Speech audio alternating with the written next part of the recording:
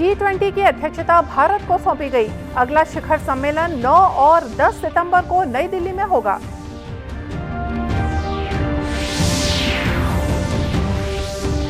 मुख्यमंत्री भूपेश बघेल भेंट मुलाकात कार्यक्रम के तहत खुज्जी विधानसभा क्षेत्र पहुंचे, लोगों से पैरा दान करने की अपील की।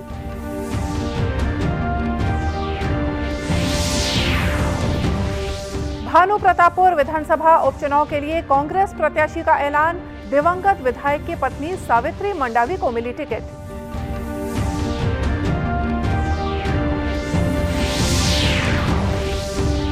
और बलरामपुर जिले की भनौरा गांव की महिलाओं ने सिंगल यूज प्लास्टिक का उपयोग बंद करने के उद्देश्य से शुरू किया बर्तन बैंक।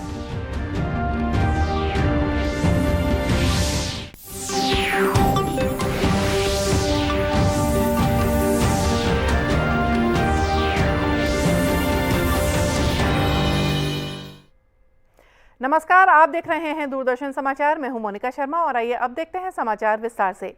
बाली में G20 शिखर सम्मेलन के समापन सत्र में आज भारत को G20 की अध्यक्षता सौंपी गई।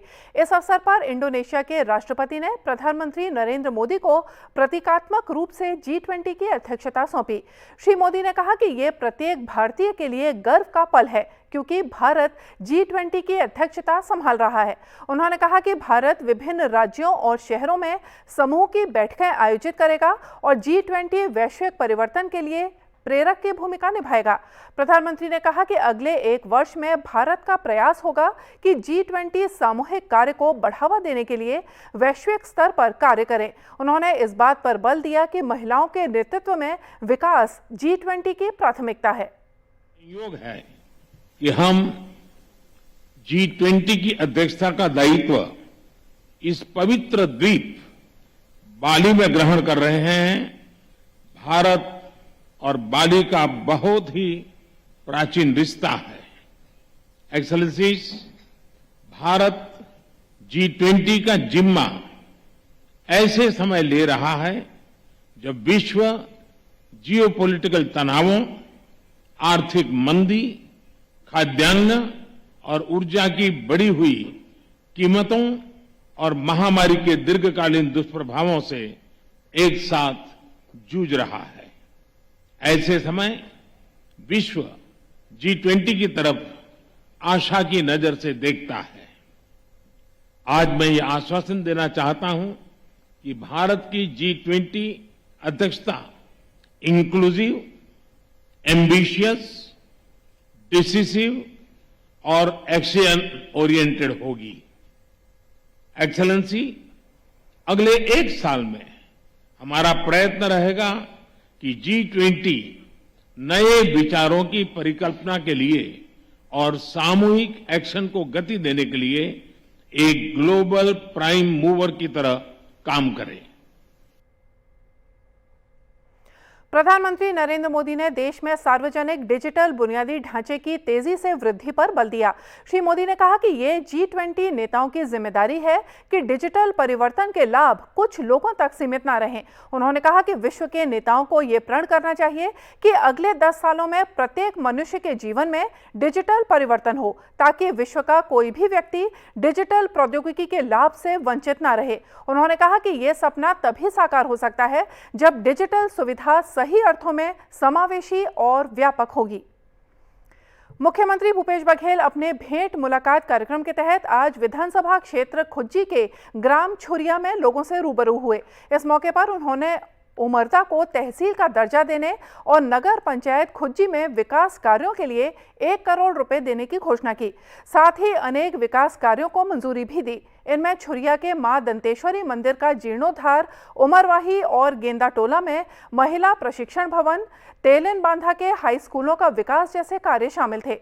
इस मौके पर मुख्यमंत्री ने लोगों से पैरा दान करने और पर्यावरण संरक्षण के लिए पराली न जलाने की अपील की। तो पैरा ओकरो खरी गांच के रखे, पैरा दान करे तो कुछ किसान मन है आगे लगा दे, ये अच्छा बात नहीं है ना। कावर के पर्यावरण पर बहुत जरूरी है कि ये कार्बन उत्सर्जन हो तो गर्मी बढ़ी, टेम्परेचर बढ़ी तो बहुत समस्या के सामना करना पड़े। अभी दिल्ली में, पंजाब में, हरियाणा में, पश्चिमी उत्तर प्रदेश में सब जन इतने पैरा लागी लगा दे तो धुंगिया भरे, वहाँ जीना मुश्किल हो गया। फेफड़ा में सब कार्बन जमा, मतलब बिना सिगरेट बीड़ी पिए तो छाती में रोज 10 सिगरेट के कार्बन जमा। मुख्यमंत्री ने लोगों से विभिन्न योजनाओं की प्रगति की जानकारी भी ली। कुछ लोगों के राशन कार्ड नहीं बनने की शिकायत मिलने पर उन्होंने नगर पंचायत के सीएमओ को मंच पर बुलाकर इसका कारण पूछा। साथ ही छूटे हुए लोगों का तत्काल राशन कार्ड बनाने के निर्देश भी दिए। नलकूप से दूषित पानी आने की शिकायत मिलने पर उन्होंने विभागीय अधिकारियों को इसकी जांच कराने के आदेश दिए। भानु प्रतापपुर विधानसभा सीट पर होने वाले उपचुनाव के लिए कांग्रेस ने अपने प्रत्याशी का ऐलान कर दिया है।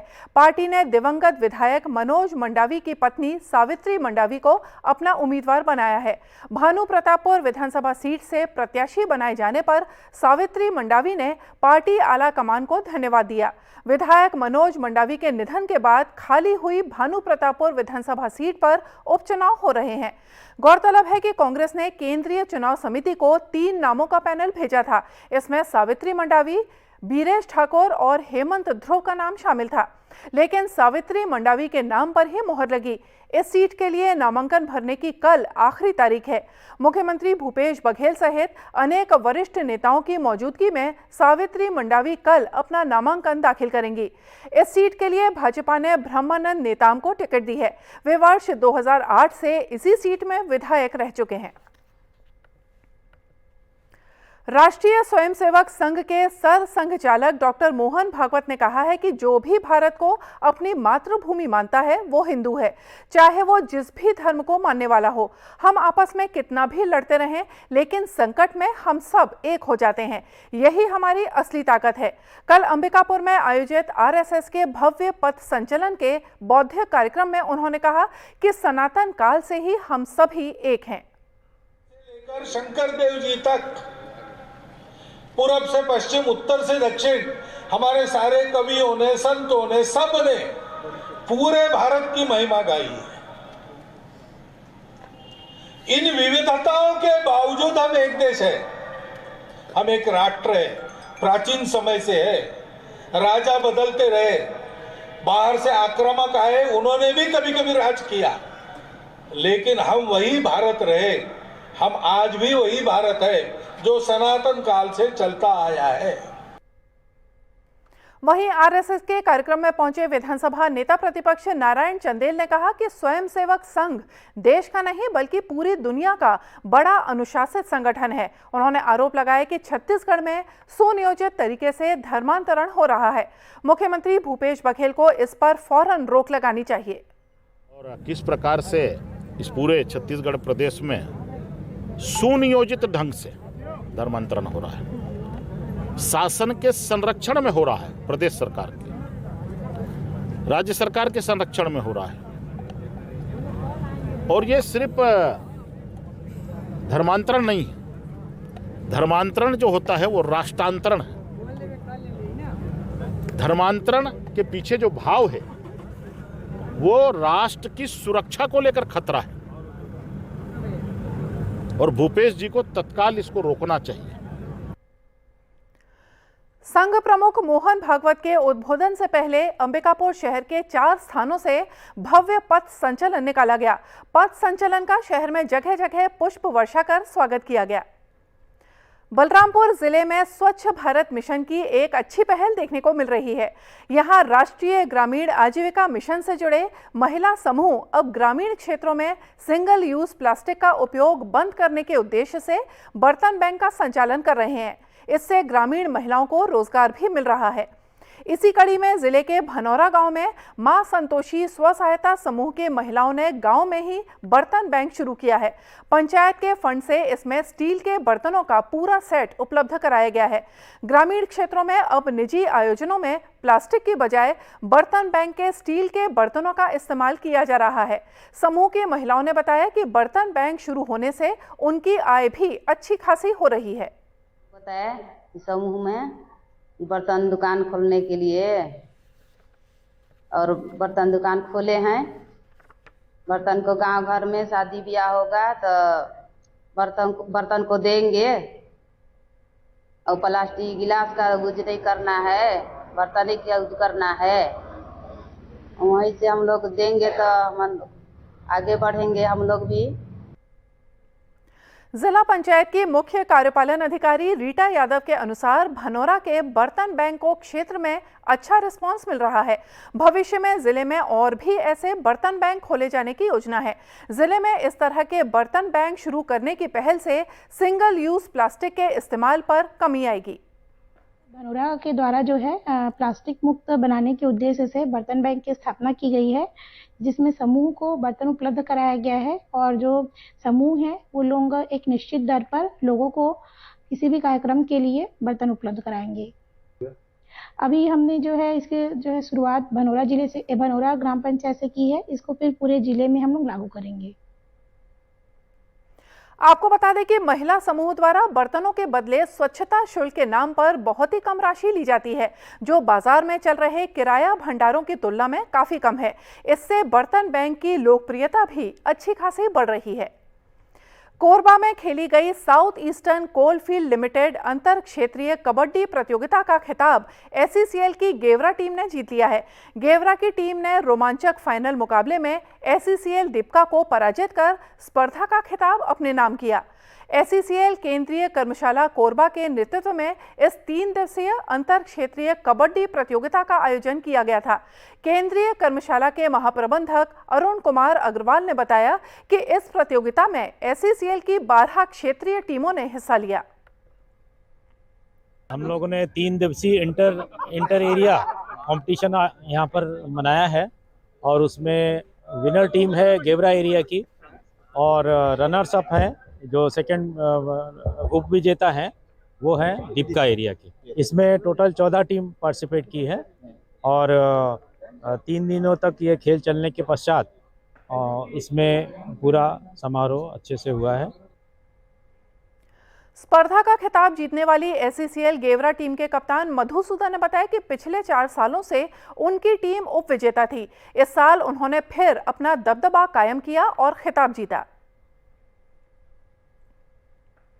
अंतर क्षेत्रीय प्रतियोगिता में चुने हुए खिलाड़ी अब नागपुर में होने वाली कोल इंडिया कबड्डी प्रतियोगिता में एसईसीएल की टीम का प्रतिनिधित्व करेंगे।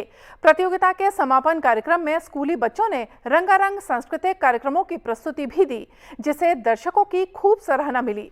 और आइए अब देखते हैं कुछ खबरें जिलों से।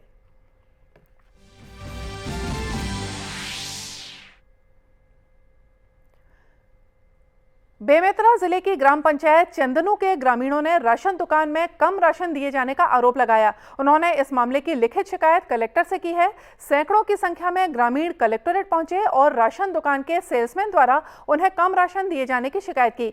कलेक्टर ने शिकायत पर संज्ञान लेते हुए अधिकारियों को जरूरी निर्देश दिए हैं।